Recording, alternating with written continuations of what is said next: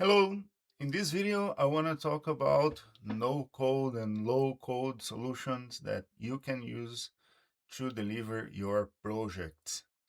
So even if you are familiar with code, I am super familiar with code, and that's a bit of why I'm here, but that doesn't mean that is the solution for everything. Sometimes low code and no code solutions are an easy way to deliver just what you need. And for that, we're going to use Squarespace today. I'm not sponsored or affiliated with Squarespace in any way, and we're going to also see some alternatives to that. But that's what I use personally and can share a little bit with you. Let's go. So this is the website I'd like to present to you today. And again, this could be any project. Think of how you could apply this to your project, your situation, because here we're going to see how we can build and grow a business and start something without using any code. So this is newone.com. This is a website for my personal mentorship program with ISA. So we built this program to help professionals be successful in their careers, both in the technology aspects as well as people and personal aspects. And I don't know what's the last time you took a good stretch and cared about yourself a little bit. So that's the idea here, to join these things, to learn about communication, about tech skills, and also how to do it in the long run. So that's the goal of our mentorship program. But again, this could be any business you'd like. What I want to show is that perhaps you never worked with these tools, perhaps you're just coming into technology from another area and you're thinking that you need code for everything, and I'm gonna show you that it's not always the case. Of course, it does help and you should learn to code. I will show and go deeper on that all along this playlist we're building here and this group. But yeah, so just to make it clear, the Prod Bytes group on Substack is where we build the group activities, which are one to many of you.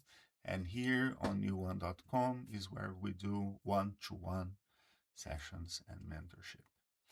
So for this website, I'm using Squarespace, as I mentioned, but this is, of course, not the only option you can use.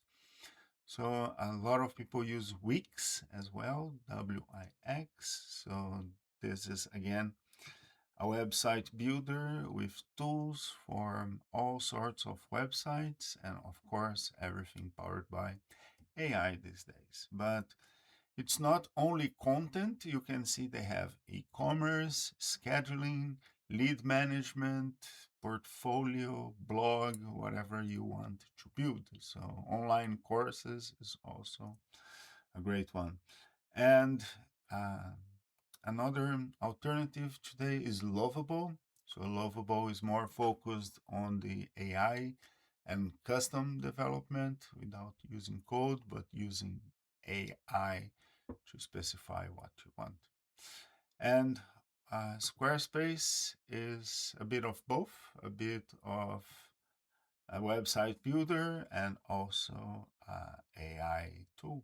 So here on newone.com, I have everything set up on Squarespace alone. So also to show you don't need sometimes AWS, Google, Azure, Cloud, or everything. So sometimes a simple tool. It's not always less expensive. I have to say that for my Squarespace website, I think it's around $15 a month. We can check. I can show you guys everything and girls, everything that's here. No secrets for you. So let's see how much I'm paying for Squarespace. 17 monthly. So that's how much this is costing right now for the website, and 15 a year for the domain. And here you can see that I have all the settings for my website, for domain and email, for my branding, everything I need to get my website running. And if I know how to code and if I want to code, I have developer tools that I can use to integrate, to protect the website, to add some custom codes.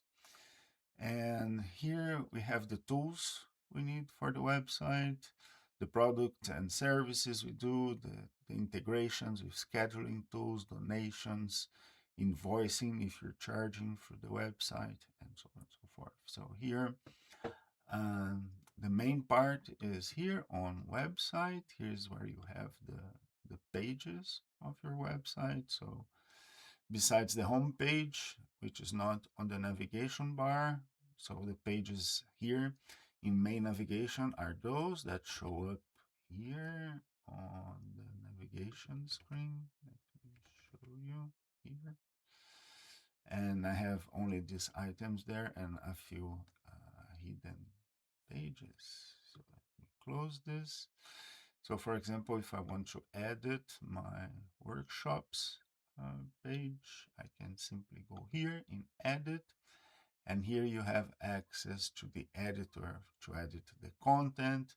You can add forms, images, and blocks in general. So here it's a series of sections, and for each section that you add, there are some templates for text, for forms, for contact information, for presenting your team, or for selling your product and services. So it's just a matter of adding the element that you want, see, and configuring. So here, for example, I will use the pen icon to add it and replace this with, let's browse for engineering. I don't know. Let's say this one.